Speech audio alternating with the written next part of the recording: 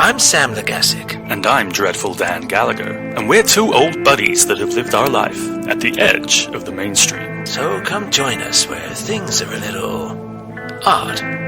This is the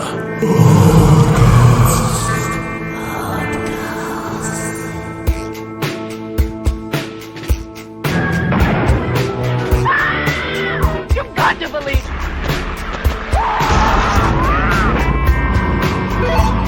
It's alive! It's loose! This earth of yours will be reduced to a burned-out cinder.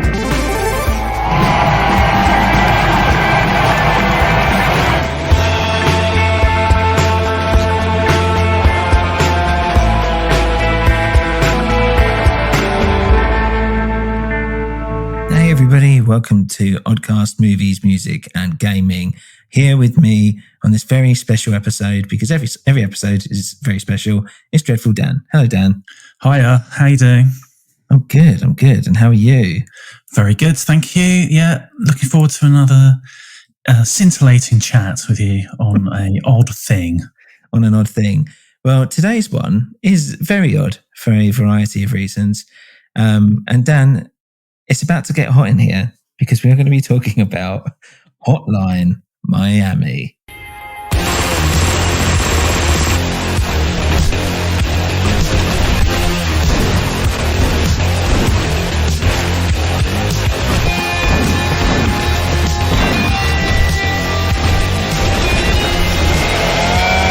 So there you go. That's a little taste of Hotline Miami, which is a game. If people don't know, that was released in 2012 originally. But to be fair, it's been released on pretty much every platform since then. I think it was first released just on Windows originally. It's known as a bit of an indie darling in terms of the gaming scene. But Dan, have you heard anything about this game beforehand? What's your background with it? Or is it just the fact that I've told you to doing it for this episode? Essentially, yes. You told me and I complied by watching a few walkthroughs, listening to a bit of the soundtrack. Got to say, I would have loved to have played this game. Really liked what I saw. That little sound clip you played there at the beginning, I think that says everything. It says to me, excess, because it's very in your face. It's kind of sexy, but it was also pretty violent.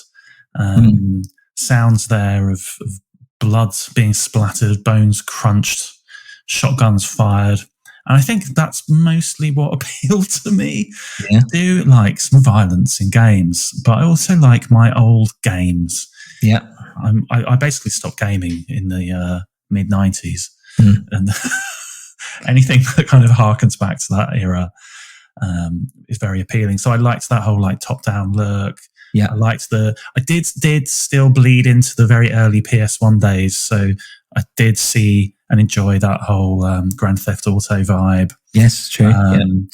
But yeah, everything about the look appealed to me. Everything about the music very much appealed to me as well, as you can imagine. So yeah, I thought looks great. Yeah, it does look great. It was one of those games that when it got released, I was like, oh, this looks interesting. And I basically got it as soon. I think it got released on the PSP. I think it might be the first time I played it because I didn't really have a gaming PC. Not that you really need one to play a game like this. And yeah, there's a Hotline Miami 1 and 2, and I played both of these on Sony's handheld, and it was the perfect kind of game for that. So, what is it? So, Hotline Miami, top-down shooter. It's by two guys. I think they're Swedish, but I'm having real trouble saying their name. Jonathan Soderstrom and Dennis Vedin. Convincing. Dennaton Games, which is Dennis and Jonathan. They basically put their names together. Dennaton Games, which is great. It was published by Devolver Digital, which are one of my favourite games publishers, especially indie-wise, because they're always doing weird and wonderful stuff. And Hotline Miami is a perfect example of the kind of thing that Devolver do. And yeah, as I said, it's released on 23rd of October, apparently 2012 for Microsoft Windows. It basically is it's kind of like this surreal, weird experience. It's set in the 80s, I think specifically 1989, Miami. Yeah. And the main guy who people refer to as Jacket, is basically based upon Drive, Ryan Gosling in Drive. And apparently, just generally, the film itself made quite a big impact on the game, and you can see that, and especially with the soundtrack as well, which we'll kind of go on to. The whole aesthetic and like visuals of all those kind of like bright neon colors, very much like 80s coin-op kind of fonts being used. So obviously, I could see that Drive, but also I think just like more broadly, all like the vaporwave stuff probably definitely was around at that time. And it made me think as well of, I think the episode that we first ever did, I don't know if it was Oddcast then or what, but we did Miami Connection. That's right, yeah. Even that, I thought, it's a little bit of that kind of like 80s. Especially in soundtrack wise as well. Yeah. There's one track, I can't remember, but there's specifically one track in particular, I think it's near the end of the game, that sounds like that nighttime fight scene and the end fight scene when they're in basically the park in Miami Connection. Very much so. I don't know if that was part of it or something, but I don't know. But 80s Miami Vice and all this stuff. But yeah, those kind of colors, because it's quite pastel-y, but also like it's still quite bright. Very, very colourful, and that's great. And it's basically, as we said, it's top down. It's kind of like you have to do like basically a perfect run. So you walk in usually with no weapon, and the idea is that you are going into all these different rooms. You're trying to make your way through, and basically you've got to kill everyone. So you could do that in a variety of ways. You could knock people out by like opening the doors, for instance, and then you have to smash their head basically against the floor or pound them basically until they die. And there is just loads of blood everywhere. And you pick up stuff. You can pick up like baseball bats, knives. You can pick up guns, and all this. And you go around and you shoot everything. But like if you get like hit once or whatever, you're dead. But the great thing about the game is, and a lot of like rogue-likes, which is a term gamers use, but I would do this in the future, is that when you die, you're immediately back at the beginning. So there's no loading time, there's no wait time, there's nothing to like stress you out because you're already straight back into the start. And that is crucial for a game like this because you will die a lot because you basically, as I said, you've kind of got to get like the perfect run. And it's great and it's very fast. It's very action heavy. As we said, it is extremely violent. And then it's interspersed within these levels is these weird, surreal, like acid trip kind of cutscenes, which are all very weird and dreamy, but also like the kind of pixelated faces that come up and all this, they all look like dirty and shabby and weird and horrible and gross.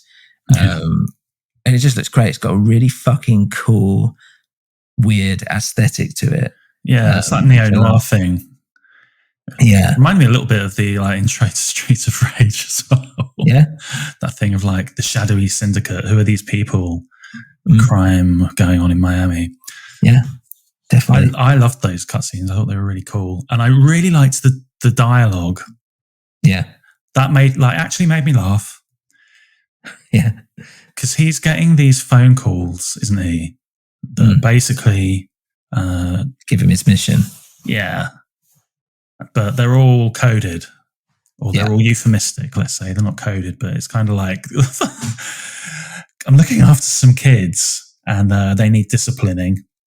There's a lot of them. I'm sure you'll be discreet. Yeah. Yeah, exactly. And that's the thing. You're kind of like, it's not, playing this back, I forgot how story heavy it is. Because to me, it was kind of like the story was a bit like blah. But actually, like the story is an absolutely huge part of it, just as much as the actual gameplay itself. But I didn't remember that as much first time round. It's I just remember like the quick, fast, combat and all this, but it's actually those creepy scenes and all the stuff in between and around it that actually makes it kind of makes it better. Basically, makes it something that lifts it above other games, I would say. And those levels, from what I saw, they do look challenging, but they all look quite fairly short. Yeah, and actually quite strategic. It's not just like run and smash the buttons till everyone's dead. Yeah. It seems you have to kind of like analyze the patterns of people walking around the room, pick the right moment to come in. Are you going to smash the door all the way through, or are you going to like kind of hide behind it a bit? So I can see that's quite fun and satisfying. Like it might take you like 8-10 goes to get through it, but each time you're learning something and you're adapting your strategy for getting through the level. Yeah, that's exactly right. And yeah, there's things like there'll be like windows.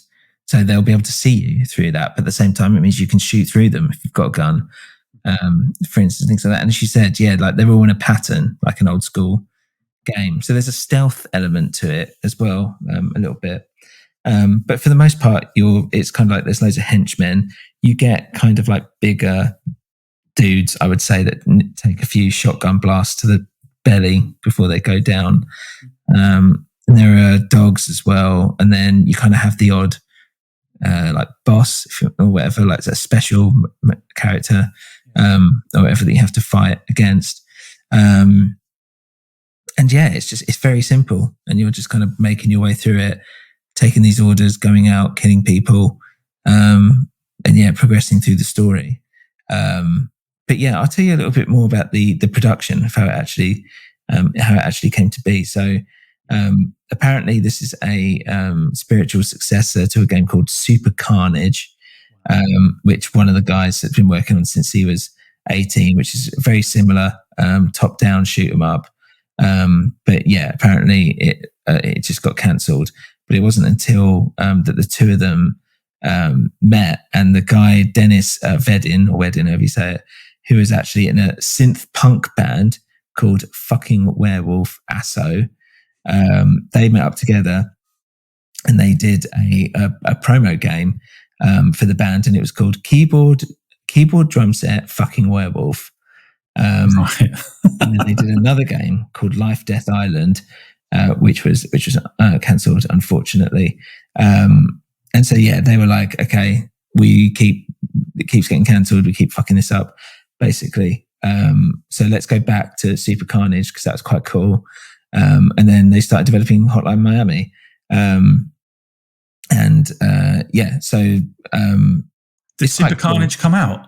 No, eventually? No, it was unreleased. I don't know if it came out eventually or if it's been released since.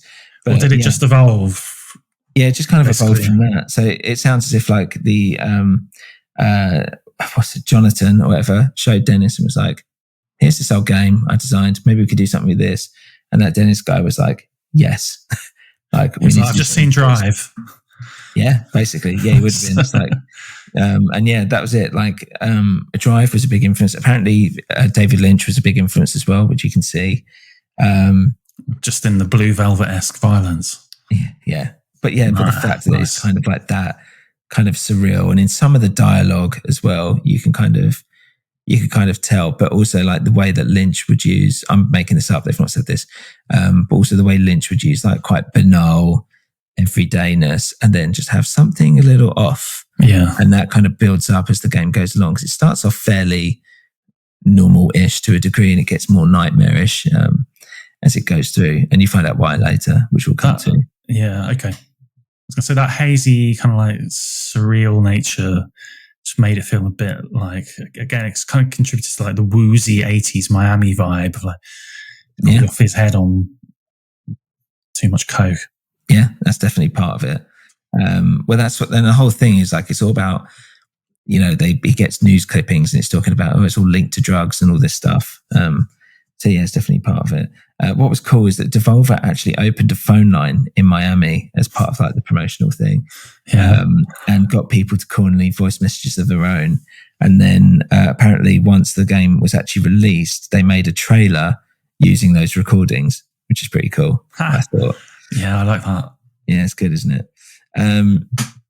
So should we get into it a little bit? I guess. Yeah, I'd like to know the background of this deeper story and kind of like where it all goes. Where it goes. And who are these three masked? Yeah, these people that are calling him.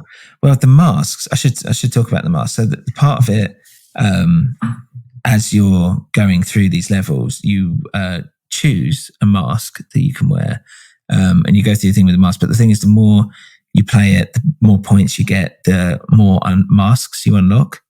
Right. So it actually gives you like a boost to your actual gameplay. I've got a list of them here actually because there's loads. I had a few of these, but there's loads that I didn't even know about. So initially you can be like a leopard, a horse, or a cock. Yes, that's right. Yes, so the cock, the rooster, is the default kind of mask. It's the I don't know if you want to call it the cannon mask that he's wearing, doing all this stuff. And that doesn't grant any special abilities. It's just a mask. You've got the owl one. And then apparently you get that. I'm not going to go through all these in great detail, but you get these by obtaining like a high score in certain things or whatever. And then the owl one apparently just highlights unlockable masks and puzzle pieces, whatever that means. Wisdom. Yeah, exactly. Tony, the tiger. You get faster executions and lethal punches, which I think I used a lot, if I remember, because I think I got that one. Aubrey, who's a pig, spawns more guns. Nice. Don Juan, who's a horse. Slamming doors into enemies will kill them. It can be quite useful. Graham, the rabbit, walk fast. You just get faster. Dennis, the wolf. You always start with a knife at the beginning of the level. Very useful. George, the giraffe, look further. So you can look further when you hold down one of the buttons. You'll be able to see more of the level.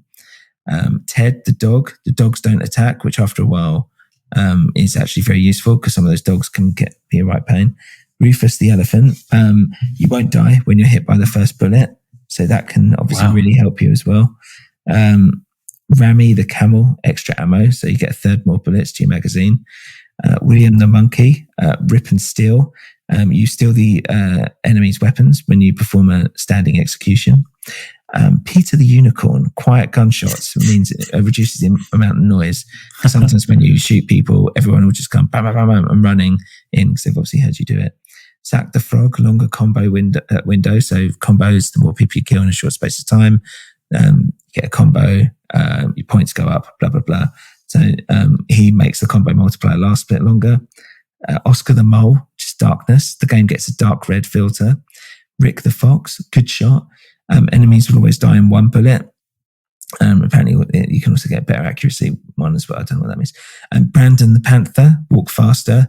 You can go even faster than you would be able to already with the other mask. Charlie the octopus, more melee weapons. So it spawns more melee weapons, obviously. Louis the chameleon, hard to spot. Makes jacket harder to be detected. Phil the fish, French translation. It makes a bad translation of all the dialogue to French, which is quite funny. That's great. Nigel the bat, reverse controls. So you have reverse walking controls. I know people love that kind of thing. Elle the walrus, survive 2 bullets. So you can survive 2 bullets before you die. Wow. Jones the alligator, more gore, makes loads more blood on the screen. Carl, how many of these are there? I'm almost done. Carl the locust grasshopper, start with the drill. You get a drill at the beginning of the level.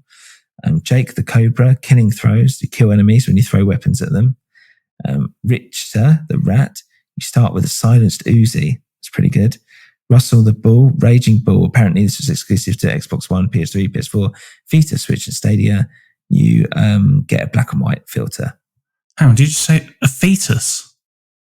Vita, the PS Vita, which is what I had. It was the handheld device in PlayStation. I thought you meant there was a fetus mask. No. They've almost exhausted the whole of everything that was on Noah's Ark there. I mean, you won't get. I'd be very you'd have to do it to death to get all 27 of those masks, or however many there were. I think I had 4 or 5 that I would kind of choose from. It's cool though, right? Because it's good for replay if you want to think, I'm going to get all the different masks this time. So you get all the masks that it gives you, and each one will give you a different experience, won't it? Yeah, nice. I love little things like that. So it's very simple, and it's very easy for them to program in. So let's go into the plot. I'm going to try and do my best here. So we should say even just turning it on and going into the game, it's all very hazy, very synth wavy. The font doesn't really make sense. which is quite cool in itself. You're already kind of in this like drunken stupor. It feels like everything's like a wash with synth wave and neon almost. And then so you come in and there's these three guys sitting there. There's a rooster, a horse, I think it is, and an owl. Yeah. And the rooster's just like, they're basically saying like, oh, you're responsible for your own actions. Like, don't you understand yourself? Can't you recognize yourself? All this kind of stuff you don't really recognize, but it's all like very dark. There's all these bits flying around and you're just like, you don't really know what's going on. Don't they say like, don't you remember what you did? Yeah, exactly. Don't you remember what you did last month or something? Yeah, something like that. And then basically then kind of get a flashback to you waking up. You're in your flat, get a phone call. They say, go do X, Y, Z. You're like, okay, cool. And then when you outside your place, it's a package, and it's got like a mask in, and it says like, it's basically insinuating that you're going to go kill someone, and you're wearing this mask, this rooster mask. So what I love here as well is like the car. It's like a fucking DeLorean or something like that. It's like a pure 80s like future car. It's quite funny. As we said, when you go into these levels, you walk around, you kill everyone, you knock them out. It's very, very bloody, very, very cool. You get points as well, points being prizes. At the end of each level, what I also quite like is that it makes you go back through the way you came. So what's really nice is that added thing of just being like, you're looking through all the carnage that you've just done. It's an extra reminder about what you've done, basically. It's like a victory lap. It's like a victory lap, but I think it's also supposed to be disturbing. As in, like, you're walking past all like the dead bodies and all the blood, like that you've just caused. Right, yeah. And it's to make you kind of reflect on it, maybe a little bit. Or basket it, whichever way which way you want to go. Yeah. Exactly. And then you have these little bits which he like meets a shopkeeper who's this bearded guy who seems quite nice, basically. He says, "Oh, I'm sorry about your girlfriend. You don't look well. I hope you're all right. Have something for free." And then you'll get a few of these as we go on, but it's always the same character, no matter where he works. And he's always like, well, until near the end, but we'll get to that. And he's always like, "Hey man, like, oh God, it's a real tough time out there, but here, take this for free. It's on the house or whatever." And you're like, "Oh, this guy's like a nice guy." To begin with, you're just going into a shop, you're buying whatever snack, and you're kind of going out. So it's all fairly normal. So who does this guy? So I don't know quite where this is going. The end. I didn't watch all the way through to that point. Oh, damn. I just assumed that he is like a middleman who's basically paying him off. Oh, yeah, maybe. I didn't think of it like that. You could see it like that. Yeah. It's kind of like, there's a pizza here for you on the house. I just assume there's probably like money or whatever in the pizza box. And he's like, got a very nice film for you that you'll enjoy, when he's working in the video shop. So I'm thinking, okay, box full of money. That might show my ignorance then, because that would make sense. I didn't even think of it like that. He's just giving him stuff. I just thought of it as in like, he's like, "Oh, I just killed a bunch of people. I just want to get a drink, or like I want to have something to eat." Because it's not really indicated why he's doing it. And I think that's also part of it. So if it's the fact that he's like getting paid for it through these means, that would make sense. So yeah, that's good. Good observation. You don't know that for sure. They don't actually say anything, but yeah, that's cool. Well, yeah. So is he kind of like, is he kind of more complicit, or is he? Well, that's it. Being played. Yeah, you don't know, and this is why it's kind of taking that kite. There's nothing really happening that much by this point, but it feels a little odd and weird. Like, who is this guy? Like, why is he doing this? Like, and he says like weird stuff, and he obviously knows you. It's like, "I haven't seen you here for a while," and all this. So, you don't know what his deal is. And also, I'm a little bit dubious of people that give me free stuff anyway. So that probably adds to it. Then basically you kind of go through these levels. It's like, as you said, there's like a movie rental, pizza place. At one point he saves basically this drugged up girl on this bed. from like some movie producer or something. You save her, you take her out, take her back home with you, and then throughout the rest of that game, she kind of, you know, she sleeps on your couch, she starts getting up, she starts like, you know, getting back to health by the looks of it. But yeah, at first she's all like spacey and druggy and weird. It's just like, oh, just kill me, just end it. Yeah, and then you've kind of got these little cool bits in the level as well, at different levels as well. Like there's one bit where they're like, oh, one of our people got caught or something, finished the job. And then you go and there's a guy like attached to a bomb. So when you shoot him, he explodes. And it goes everywhere. Yeah, really satisfying. Yeah, and then as you kind of go along, stuff starts getting a bit more fucked up. So when you go back to the store, there's like a dead guy just in front of it. And you're like, ugh, that's horrible. And then you also start noticing like a guy in green, like a caretaker, who just looks fucking weird. He's like hoovering or mopping up just around in the levels or like in your flat. And he looks all like creepy and they make a point of it. He's like some fucking weirdo. And you're like, okay. So, and then, but you're going through the levels. You're like, there's like guys sitting on the toilet that you're shooting, and stuff like that. And you're doing the game bits. And then, yeah, he gets these little like newspaper clippings, and they're talking about these people in masks killing people, more crime, drug gangs, blah, blah, blah. It's to do with the Russian mafia or whatever and things like that. And I was wondering, is it like, are they talking about him? Or are they talking about, you know, because obviously we've seen those people in the masks. Is it like them? Or are they all me? Or there's just loads of people out there in these masks doing the same kind of thing that I'm doing? Yeah. Do you know what I mean? And you're like not really sure what this is saying. I like to think that a lot of it is him. Reports of his own actions getting back to him. Yeah, and he's kind of keeping track of it as well, which is quite cool. So yeah, you do a few more of these levels. They get obviously a bit more intricate, a bit harder, and all this as you kind of go along. And then there's one point where you come against like a biker character in a biker helmet, and he's like on this computer, doing whatever. Yeah, because you get a phone call when at the end of one level, and they're like, "Oh, yeah, there's a prank caller from this other place. You've got to go kill him." Like, okay, but as you walk through, like everyone's dead, so someone's already come in and killed everyone. And you're like, "Oh, this is weird." And then you come in, and this is biker guy, and he's like, "Oh, what are you doing? Get out of here, whatever." And then you basically go to fight him, and he's got like a knife, and he's quite fast. He's a bit of a boss battle, basically. And anyway, it's important for a reason which we'll come on to later, but you basically kill him. And you're like, okay, well, that's done. But you're a bit like, that was weird. Like, he's an actual character and he's like hacking into something, into the phone lines, whatever. You know, that's strange, but it kind of makes sense because of what you're doing, and the phone calls that you're getting and whatever.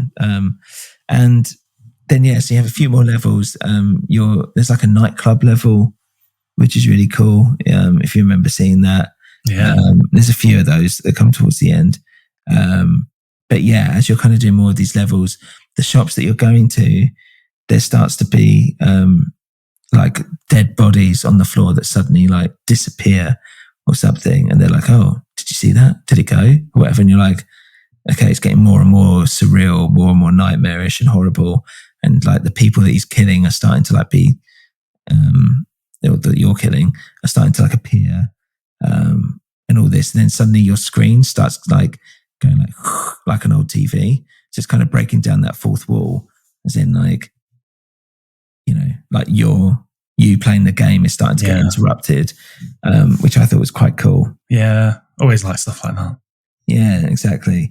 And then it comes to one point where you find that there's this basically like bald guy covered in blood who's now working in all these shops that you're going to, and he's just like, "Get out, or we're closed, or I think you should leave, buddy," kind of thing. But he looks like fucking psychotic. And there's one point, I think maybe a couple of points, where you see like the dead body of the bearded guy, like just on the floor, like behind the counter. And so, yeah, he's like killing all of your like friends or whatever, if you want to call them that. Yeah, it's getting a bit more fucked up. And then there's also one bit, during the level where someone climbs out of a van and they're like, oh, help me. Then you've got and then it does these like quick cuts of you killing the person, beating the shit out of them, and then setting them on fire. And you're just like, okay, this is quite horrible now.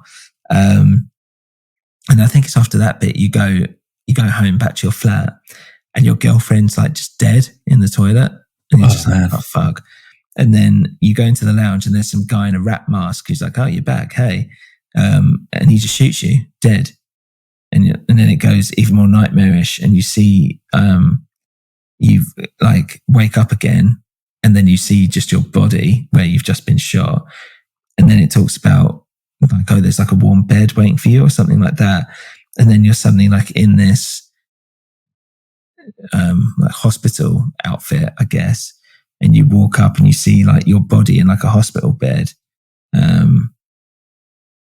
Yeah, and it's weird. And then so what's all that about then? And then you blow your head off, you kill yourself.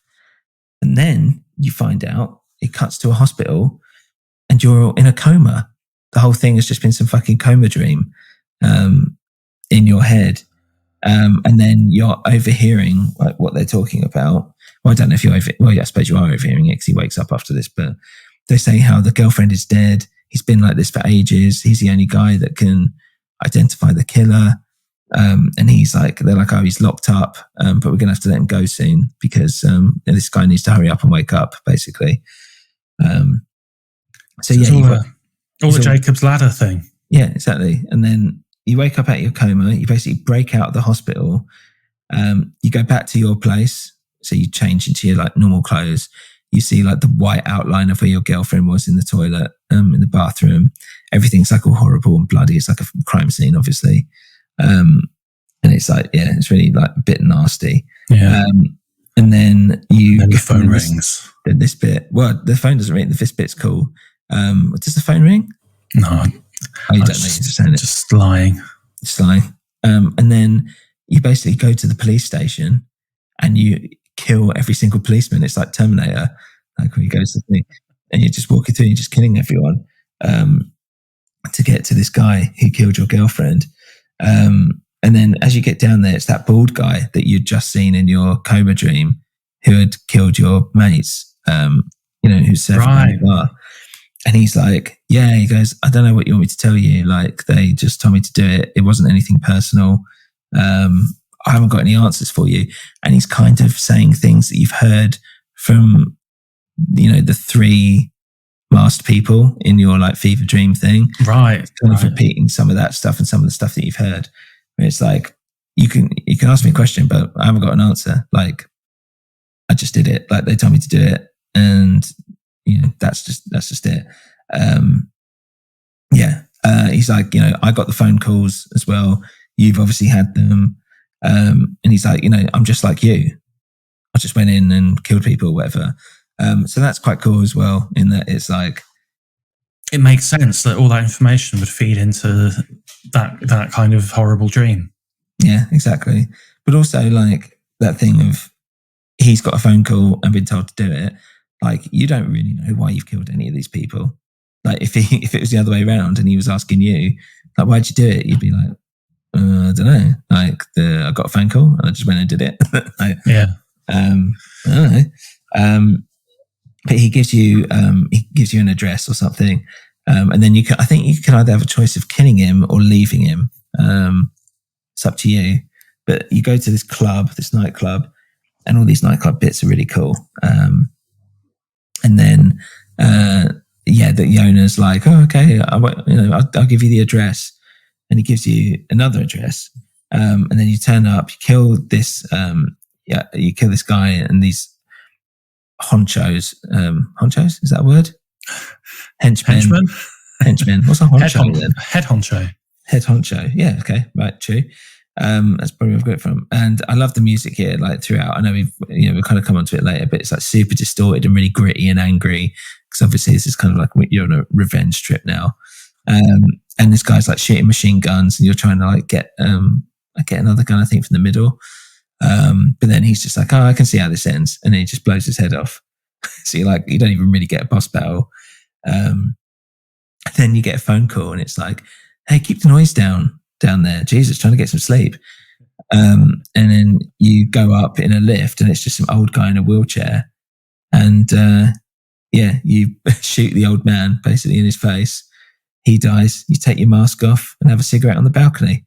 And that's basically, that's kind of the end, but it isn't, because then suddenly you're given a flashback to the biker guy that you saw earlier. Remember that biker guy that I do. He was hacking into that thing?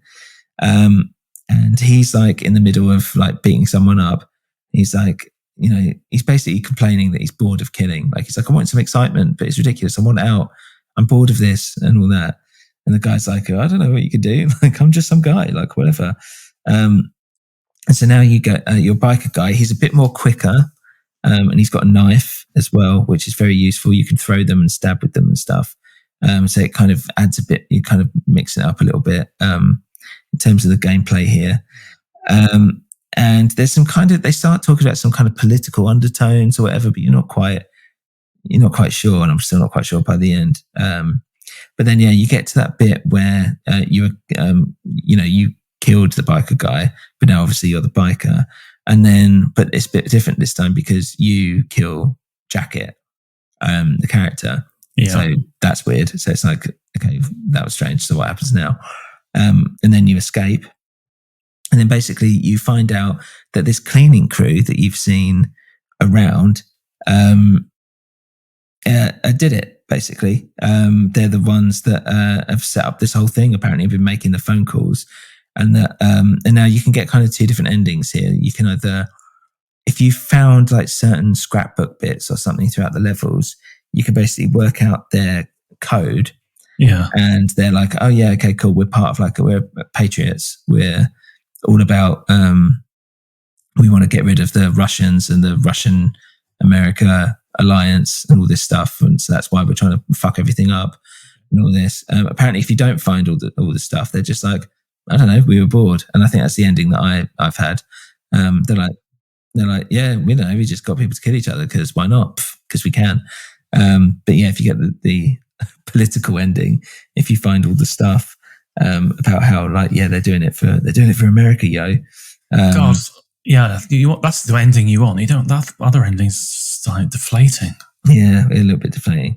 And then you kill them, and that's it. But yeah, they talk about, what's it called? I've got it here, 50 blessings.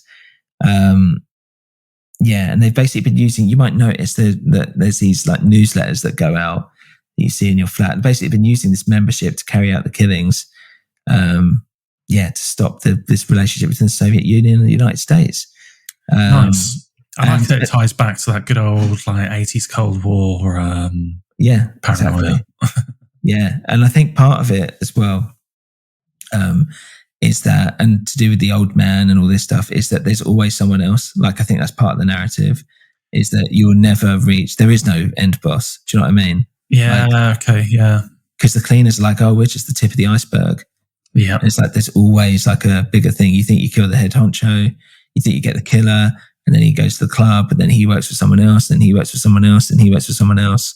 It's just non-stop. I was going to say, so much bloodshed, so much of it enjoyable, but why did the old man have to die?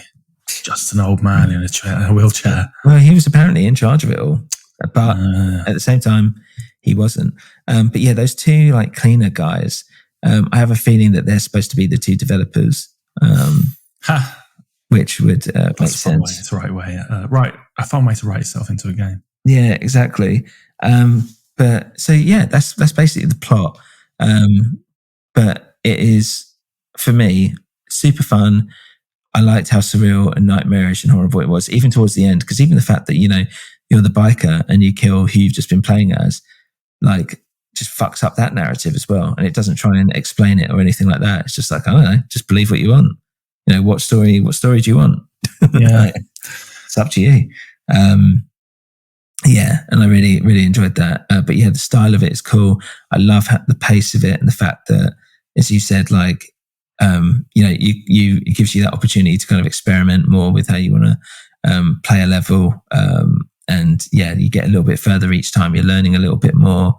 And it's kind of like a puzzle game in its own weird, violent way. And it's just cool to play. It's just really addictive to actually just sit and play it. Let alone all the cool stuff that kind of sits in between it and all that the synthwave shit that surrounds it. Yeah. Well, maybe we should talk about that synthwave shit. Because that seems like such a big part of the game. Yeah, for sure. So I don't understand, synthwave, obviously Drive was very synthwave, and that's a big part of it. But they've got some like pretty cool stuff. So I should say that this is probably one of my favorite, if not my favorite game soundtrack, or soundtrack to a game, I should say, ever. I know you can get, I don't know, did you do any research on the vinyl stuff?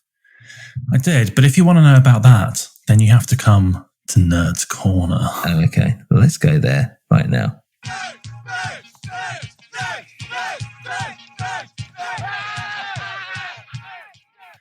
So yeah, the soundtrack was originally released MP3 in 2013, but they did press it to vinyl on Laced Records. Yeah, against Laced. 2016, and they did a repress in 2017. And the repress seems to be exactly the same. It's even the same colours, and it looks like a really nice package.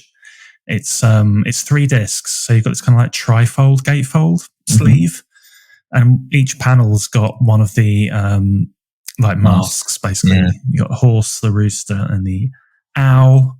It's on like red vinyl and yellow, kind of like neon, looks like a highlighter kind of color.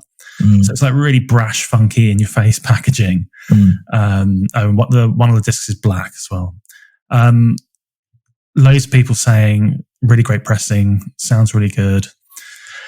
The cheapest you can get the original pressing at the moment on Discogs, there's only one copy for sale for £289. Yeah, it is so rare. So because I started, well, as you know, with my records and stuff, again, that has been one of my holy grails. Oh, really? Yeah, and when I look into it, it is just super rare, and people are dying for another repress because, they keep getting snapped up very quickly. Well, as you can imagine.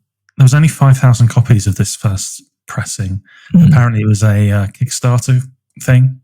Oh, really? Okay. And then the second pressing, can't see how many were pressed, but even that, the cheapest one for sale at the moment is £209. Yeah, it's crazy. Like the average selling price of that is 180 quid. Yeah. And the average of the first press is 213 quid. That's more than like Rare Nirvana records. Yeah. That's how much people want it. I mean, and music is such a big... The music's great. It's so well selected, obviously, by the developers. Yeah. And I think I did read somewhere, I should have maybe done a bit more research on that they did pay like a fair chunk of money to get these songs, but they were like, it's worth it. Like, yeah, it makes sense because it just adds such a different extra element to the game. And do you know any of these artists? So yeah, we've got. Well, we've talked about Perturbator before. I thought I recognised that name. Yeah. What was that from? Yeah, we did a hit and shit a while back, and he was I can't remember which song I chose, but yeah, he's a big deal. He's probably the biggest name on there. I listen to this album a lot, so I'm fairly familiar now with a lot of these. But my other favourite one is, I don't even know if you say it this way, but Moon. I presume so. Space N. They were, I don't know, like fairly. I mean, people know them for this, really, but yeah, I'd already kind of heard of them. Perturbator are the big ones, and the other people I'd never heard of, but they're really, really good. The whole album is great, and it's worth checking out, definitely. Those other artists: Sonna Raw, Jasper Byrne, Elliot Berlin, Scattle, yeah, Eric Serka, yeah, El Huevo, and Coconuts. Yeah. I started listening to this. I really enjoyed it. But of course, the first song, which is horse stepping. Yeah, it's 10 minutes long. So most of the time I dedicated to listening to this album did get eaten up by horse stepping, but I really liked that. It's a bit different actually to some of the other stuff. It's just like a kind of like ambient dream texture kind of thing. Yeah, so they use that quite often in the game. Really nice. Yeah. Probably the reason why it's like 10 minutes, but yeah. Yeah, it's nice. What's going to happen then if this is one of your Holy Grail records? I don't know. I have to wait for a repress, won't I? Oh, yeah. But the thing is that I have the same problem with Hotline Miami 2, which is also great, and that's a great soundtrack, and it's the same problem. But yeah, it is great. And yeah, like Hotline Miami 2, I guess we should talk about that a little bit. It was released 2015. It's kind of a sequel in terms of the story. Yeah. It's much longer. And I don't think that was a good thing because I got a bit tired of it by the end. And they try and open out the gameplay a little bit more. I believe it also came with a map editor, so you could do your own maps. But they kind of flick around in time a little bit. So they've got, I think it's like the Vietnam War is part of it and all this. And they try and do like a more bigger story with it. And for me, it kind of falls a bit, it becomes a bit try hard. It falls a bit flat. And I really liked with this first game, the fact that it felt very succinct, very hard, fast, you're in and you're out. Like you could do that entire game in like a couple of hours, basically. It's no biggie, but I believe like Hotline Miami 2, it was a bit bigger chunk of your time. And it kind of got to a point where doing those kind of levels and that kind of gameplay, you can only really sustain for like a short amount of time before you're like, ugh, a bit burned out. Another one, like this.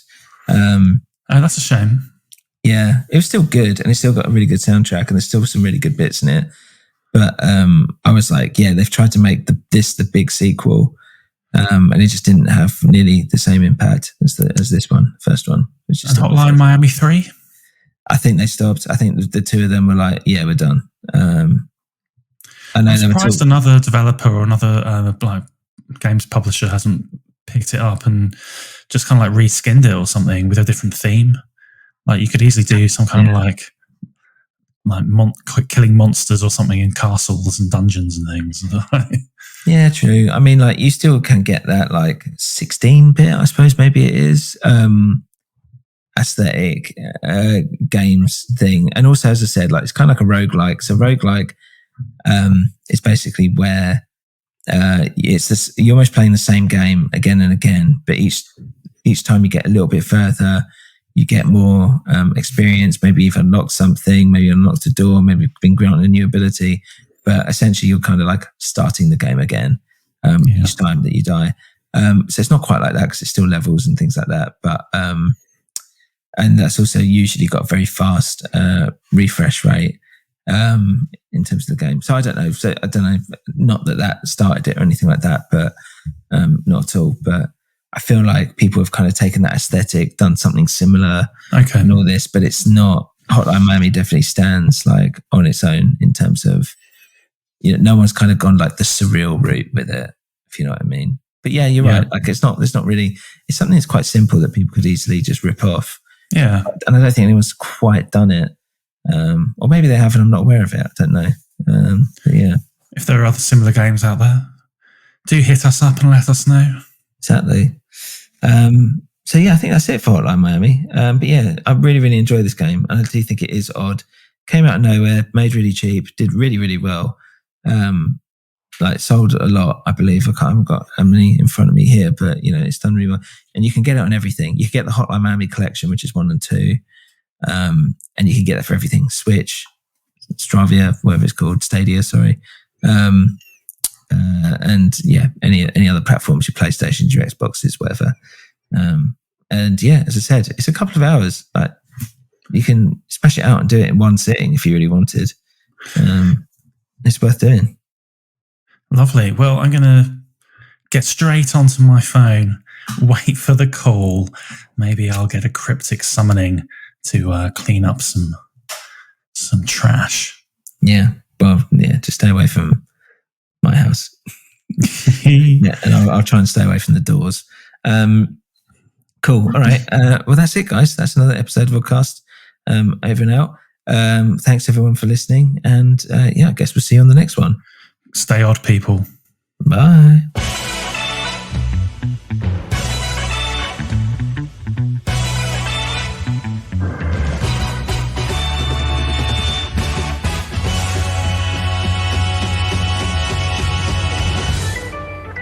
Hey guys, thank you for listening to Oddcast Movies, Music and Gaming. If you want to get in touch with us or get a movie, album or game put on our list to discuss, then email us at oddcastoddballs@gmail.com or a newwinterpodcast@gmail.com. This is part of a New Winter Podcast network, so head on over to anewwinter.net to check out our other shows. You can also follow us on Instagram at A New Winter, Twitter at A New Winter, and you can head on over to our Patreon page, patreon.com/anewwinter. Thanks for listening and see you again soon.